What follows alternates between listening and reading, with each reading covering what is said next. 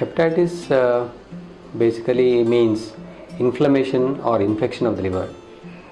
Infection means the hepatitis infection can be because of several viruses like hepatitis A virus, B virus, C virus, E virus, and it can also be because of excessive alcohol consumption, which is called alcoholic hepatitis, or it can be non-alcoholic fatty liver disease also can cause hepatitis, that is called non-alcoholic steatohepatitis.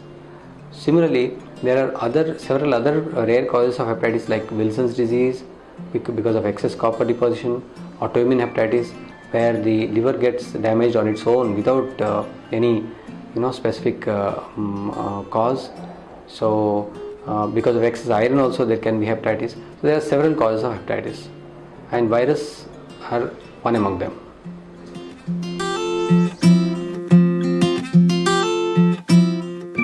Most of the time hepatitis B and C can be asymptomatic, and it is as I said, it can be detected only by screening the patient for hepatitis B and C. But once symptoms develop, usually they are in a little advanced stage. So the symptoms are jaundice and swelling of feet, that is called pedal edema, development of swelling of feet, and there can be development of ascites, which is they develop fluid in the abdomen. So there's increase in size of tummy, and there can be wasting of extremities. Their limbs, hand and feet can become thin with a pot belly, and there can be fluid over the ankles.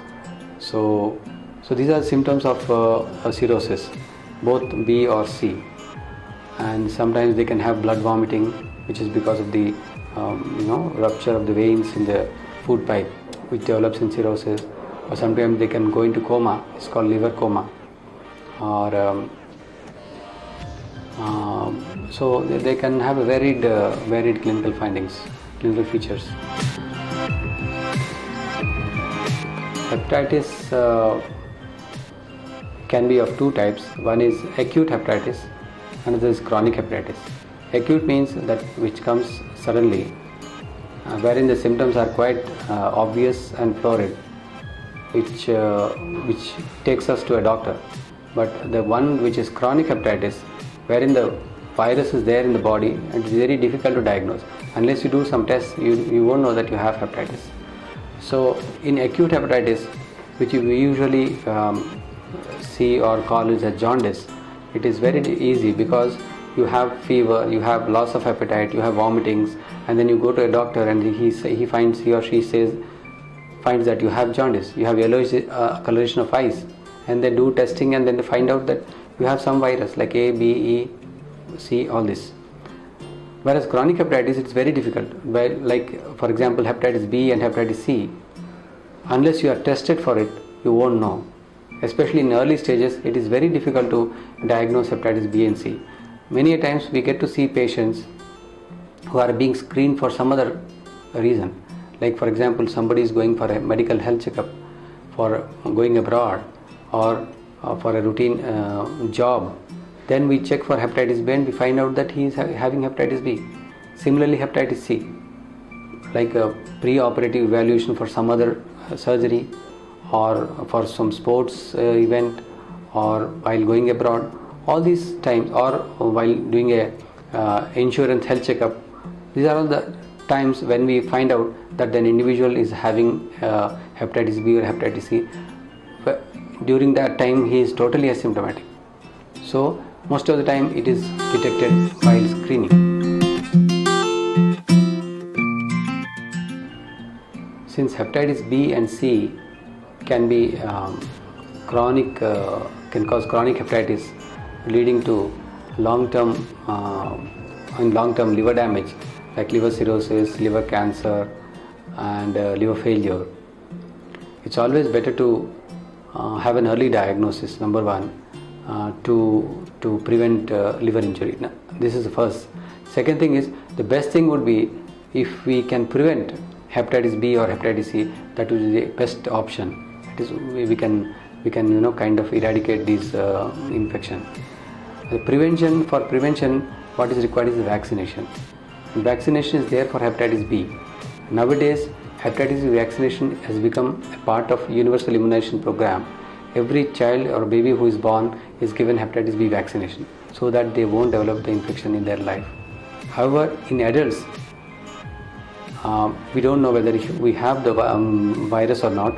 It is always advisable for everyone to check for hepatitis B infection, and if they are negative, it is better to get a vaccination against hepatitis B. That's the best way to prevent development or getting hepatitis B infection. Whereas for hepatitis C, there is no vaccination.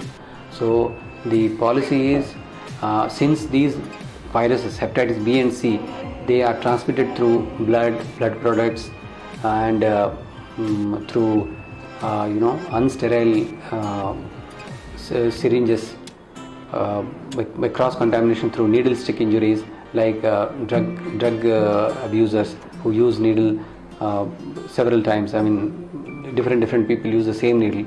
So this is, and sexual promiscuity.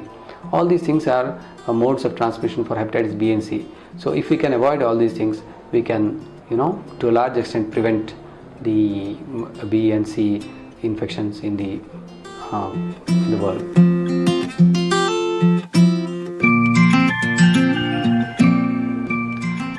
As far as treatment of hepatitis B and C are concerned, if detected early, hepatitis B can be treated, and there are good medications which have come.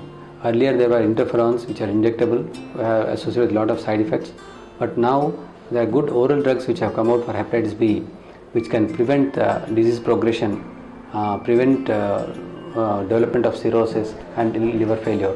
So hepatitis B, there's a good treatment options available.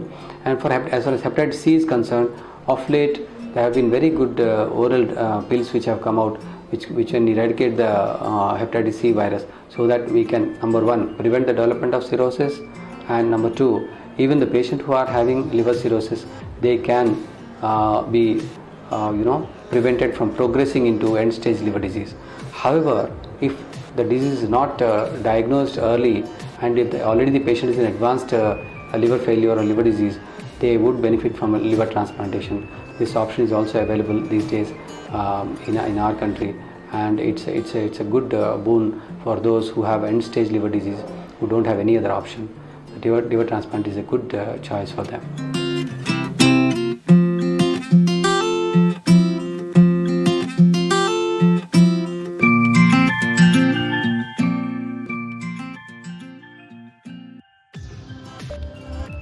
Click subscribe and bell icon to get regular notifications.